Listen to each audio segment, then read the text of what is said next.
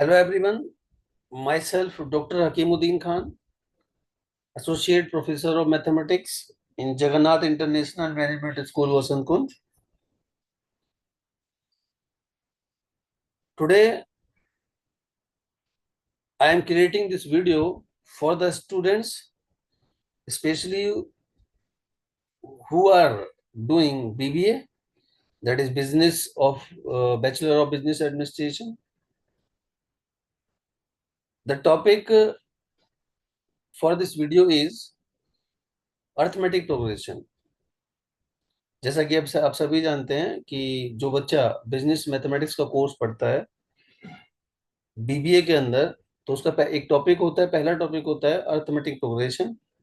तो उसी टॉपिक को लेकर ये वीडियो मैं बना रहा हूँ, जिससे कि बच्चों को पढ़ने में आसानी रहे और समझने में आसानी रहे। कोशिश करूंगा कि इस वीडियो को स्पेशली बहुत ही एक सरल और लिक्विड और क्या कहते हैं आपको बहुत ही एक इजी लैंग्वेज में समझाने की कोशिश करूंगा अरिथमेटिक प्रोग्रेशन को। राइट। तो सबसे पहले आप ये जानने की कोशिश कीजिए कि अरिथमेटिक प्रोग्रेशन क्या होती है।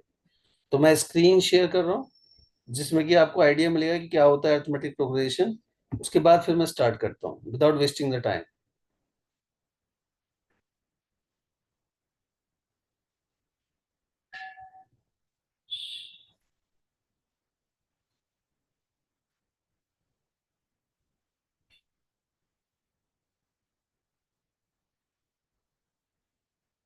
Okay, I hope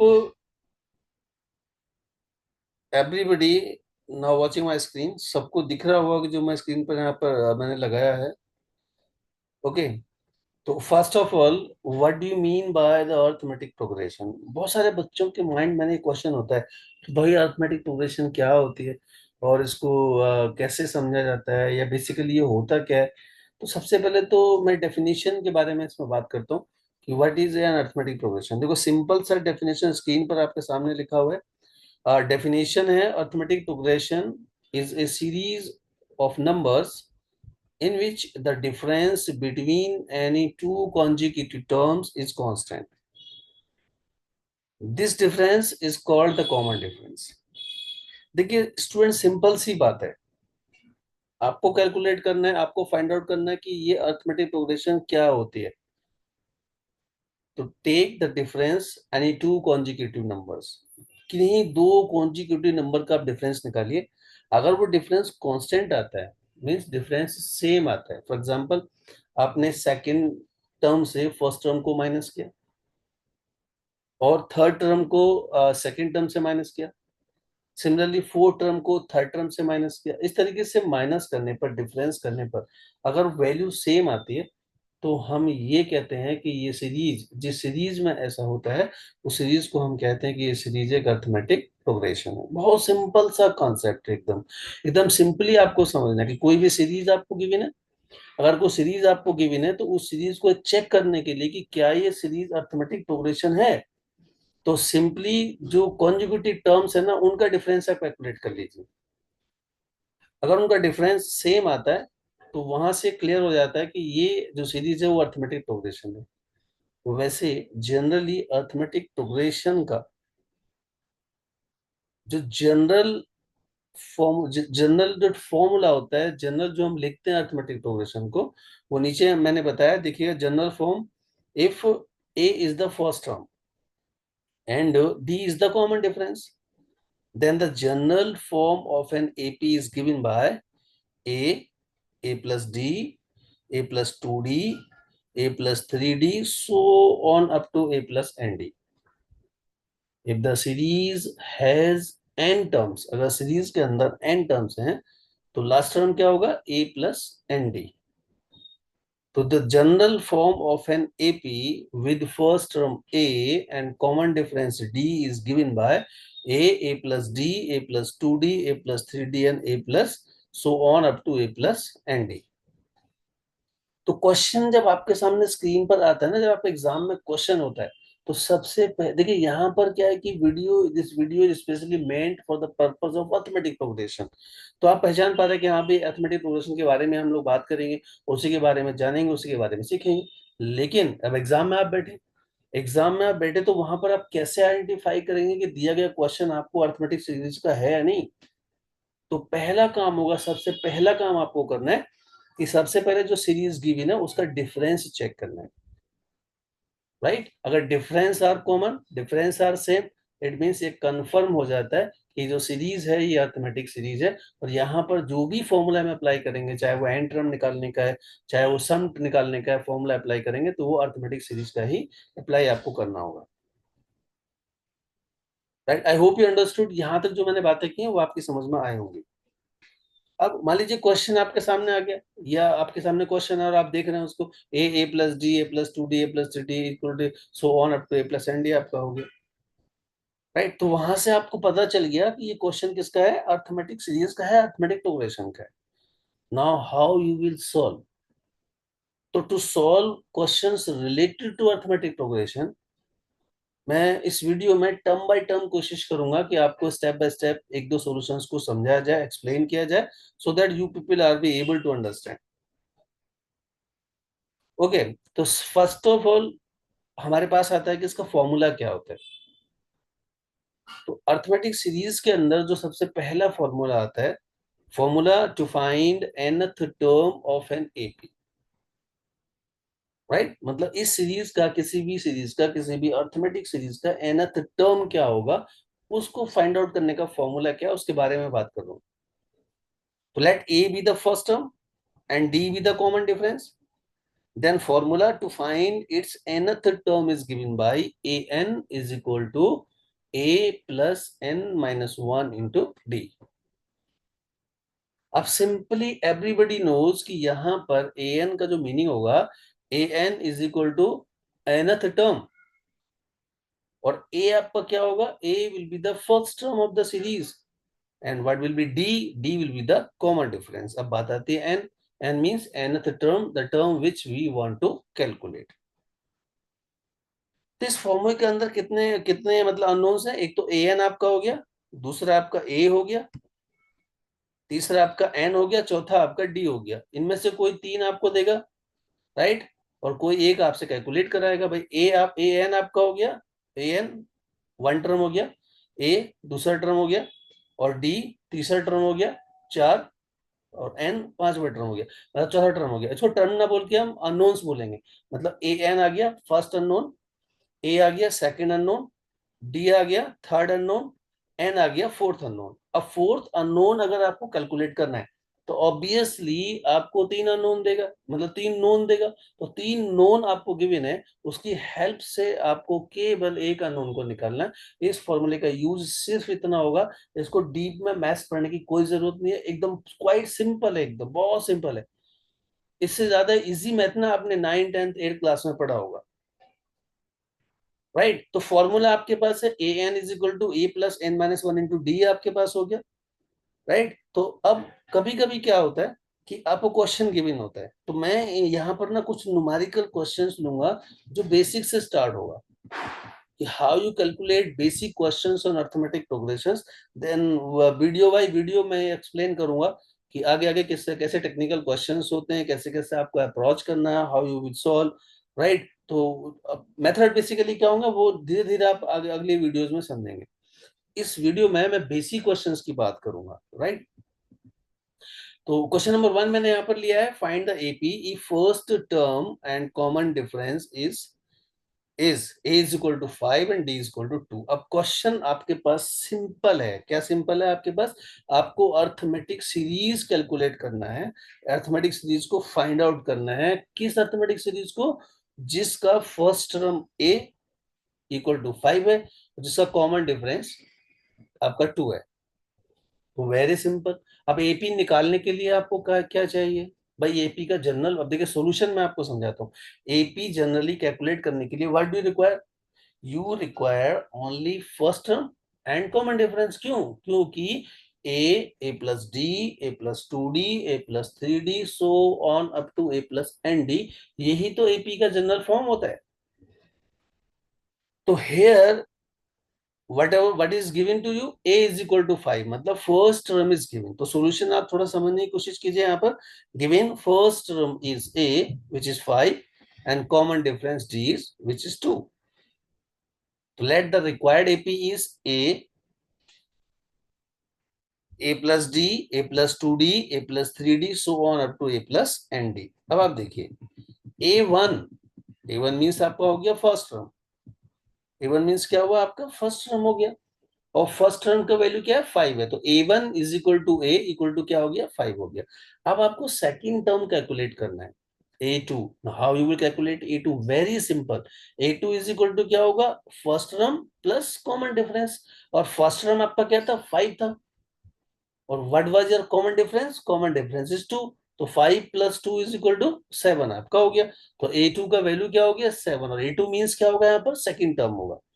similarly a3 means third term, जो सफिक्स में लिखा हुआ है it's called a1 first term, a2 second term, a3 third term, a4 fourth term. अब मैं a3 की बात कर रहा हूं, तो a3 का मतलब है मैं बात कर रहा हूं थर्ड टर्म की, तो थर्ड टर्म का जो वैल्यू आपको कैलकुलेट करना है वो होगा a2 प्लस डी। तो a2 प्लस डी का मतलब क्या हो जाएगा a2, what is a2? a2 is 7, a2 अभी कैलकुलेट किया ना आपने, a2 equal to 7। Similarly common difference आपका क्या है 2 है, तो 7 प्लस 2 इक्वल टू क्या हो गया 9 हो गया। सिमिलरली a4, a4 का वैल्यू क्या होगा a3 plus D, a3 plus D का मतलब हो जाएगा 9 प्लस 2, क्योंकि a3 का वैल्यू अभी कैलकुलेट आपने किया कितना आया 9 आया, कॉमन डिफरेंस क्या आया 2 आया, तो 9 प्लस 2 इज इक्वल टू 11 आपका हो गया। सिमिलरली a5 आप निकाल सकते हैं a4 प्लस डी, तो a4 का वैल्यू क्या कैलकुलेट आपने किया 11, और d how much, d is 2, तो 11 plus 2 is equal to 13 is your answer, and so on. मतलब इस तरीके से आगे हम कितने भी टर्म कैलकुलेट कर सकते हैं।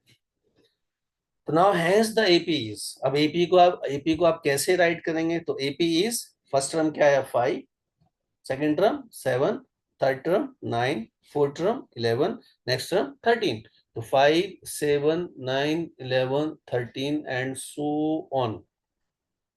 तो this will be your answer to calculate the AP. तो गिविंग टर्म से, when first term is given, common difference is given, then how you calculate AP, how you find the general form of AP, yeah, how you find AP, it is very simple process and simple method. Similarly एक example और ऐसा ही मैंने लिया है ताकि चीज को आप अच्छे से समझ पाए, सेम पैटर्न पर है, दूसरा एग्जांपल समझिए आप। Find the AP if its first term is a, that is 4, and common difference d, that is 3. तो how we will solve it? Very simple, करके देखिए आप, खुद करके देखिए, सिंपली आपको पता चल जाएगा। सॉल्यूशन देखिए, let an AP be a1 a2 a3 a4 a5, like that you can write. Okay, और a1 का वैल्यू क्या है गिवन है आपको, a1 इज इक्वल टू क्या है a इज इक्वल टू 4 आपको गिवन हो गया। सिमिलरली a2 क्या होगा a1 प्लस डी, और a1 अभी आपने कैलकुलेट किया ना, a1 कितना कैलकुलेट किया अभी आपने 4 कैलकुलेट किया, तो 4 और d कितना है -3, तो 4 minus 3 that is 1, so value of a2 become 1. Similarly to calculate a3, a2 plus d, and a2 now you calculated 1, and d, what the value of d, value of d is -3, so 1 minus 3 that is -2. Similarly for a4 means a3 plus d, that is a3 you calculated right now, and that become -2, to -2 minus 3 equal to -5. Therefore the AP will be 4 1 2 and -5, right? तो और हम ये भी कह सकते हैं the first four term of this AP will be 4 1 -2 and -5.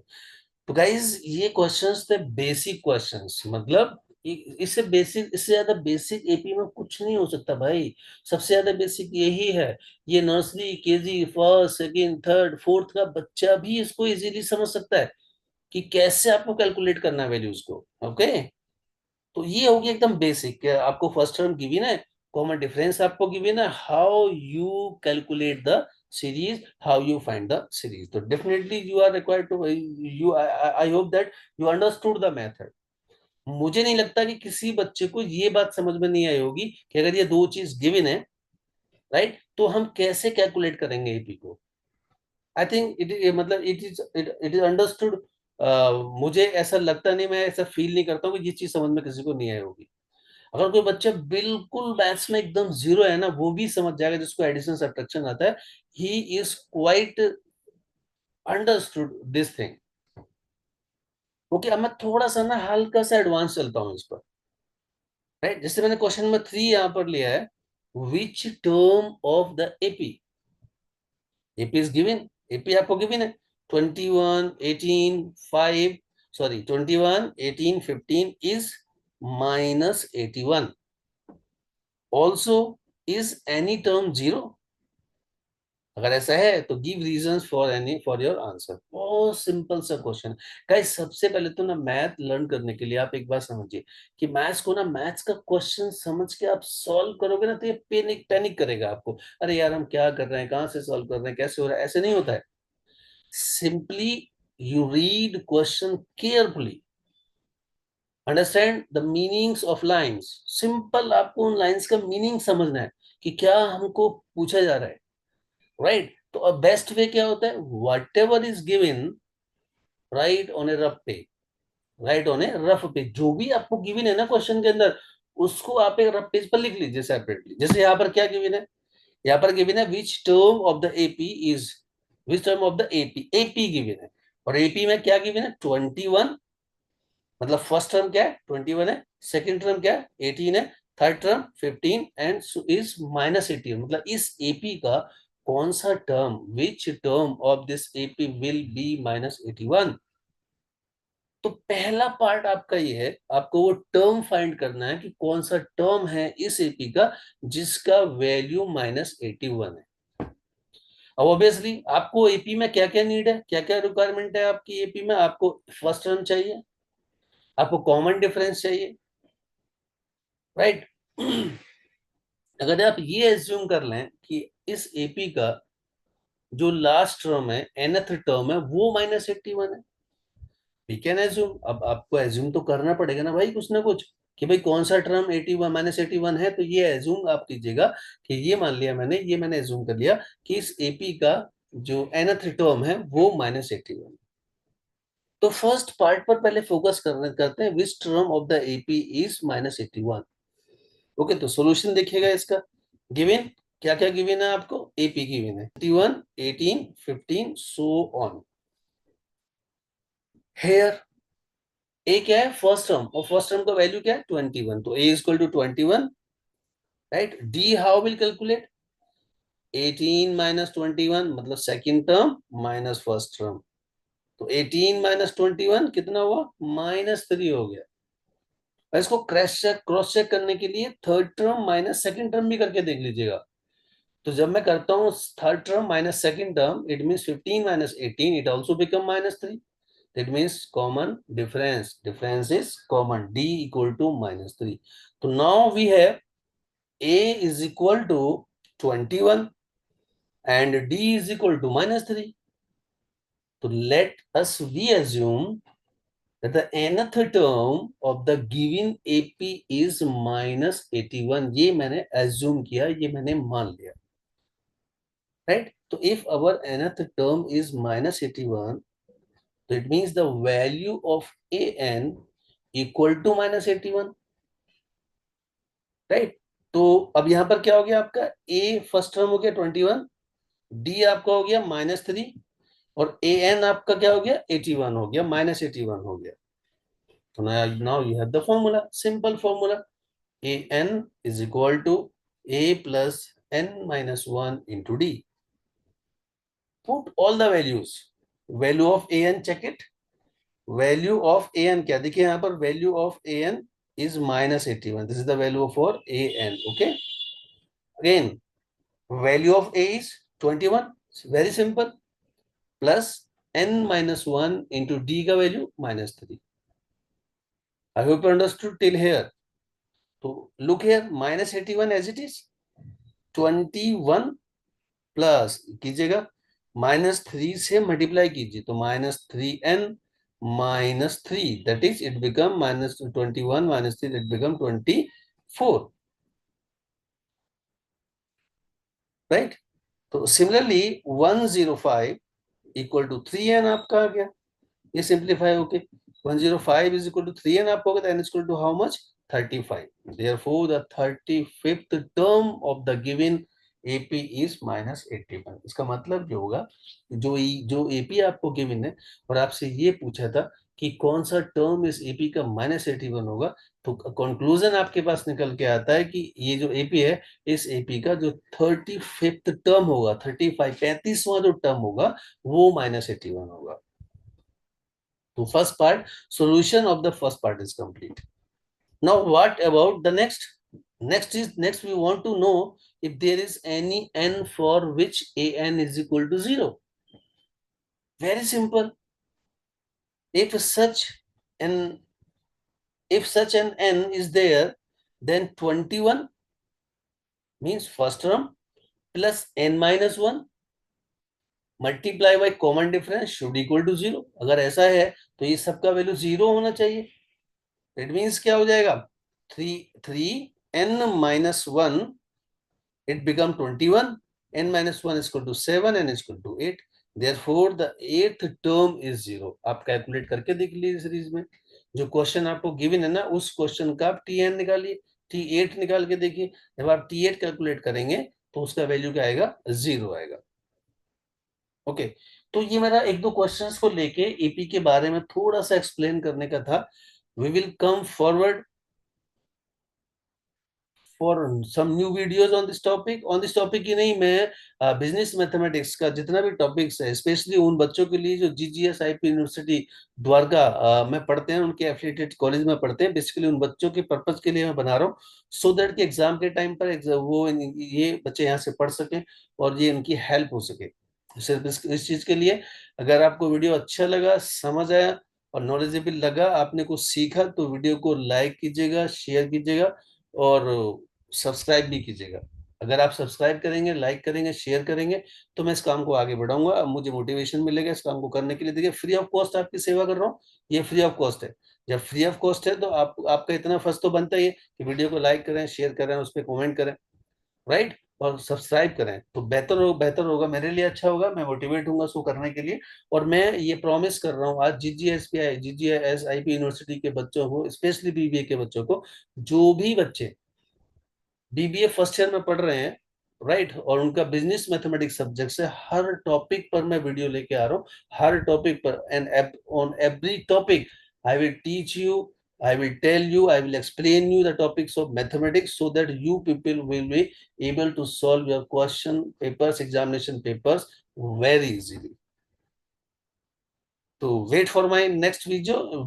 In next video we will continue other topic, other questions on AP, right, and some different type of technical questions on the same formula, right. So thank you so much, thank you very much, thank you for watching, thank you for understanding. Good, matlab, thank you, bye.